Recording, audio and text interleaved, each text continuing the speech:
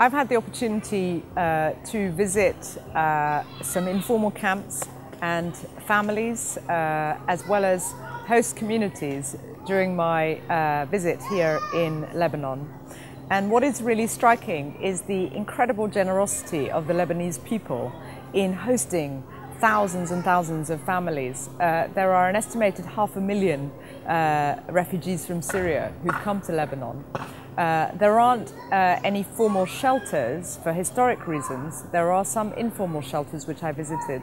The situation is very challenging for the host communities. They have hosted people for now nearly 2 years in many cases, and they are facing a great deal of pressure. And the Syrian families, of course, face the big challenges of getting access to food, getting access to water, medical help. The registration process that the UN is running can take quite a long time. One of the things that needs to happen is that needs to be speeded up. People often don't know where to go and register, so there's a lack of information. I just met one woman who has been trying to register for some months and still not registered. So there are real issues about getting help to people very quickly. The registration process gives them access to vouchers, to food, to other support that's desperately needed.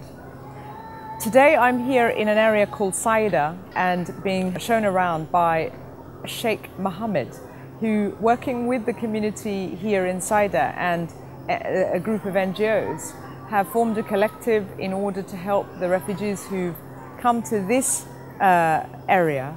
There are a few thousand refugees, Syrian refugees, in this area. And I'm here in one of the shelters, one of the collectives that has been developed using an old building that's been donated by local people, and with support from NGOs but also from the Kuwaiti government and others to construct this building so it's habitable. And there is a kitchen where women can cater for local communities and generate some income. There's a small mosque where the children have religious education.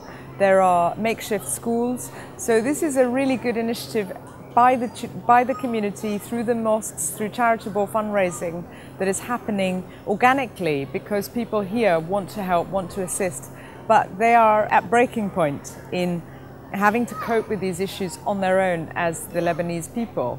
The international community needs to speed up its support to these host communities. When I think about the numbers, it's a quarter of the population in proportion to the rest of the Lebanese population. That would be the equivalent of 15 million people arriving as refugees in the UK. I can't imagine even a few thousand people arriving and receiving the kind of support and generosity that the host communities have provided here in Lebanon.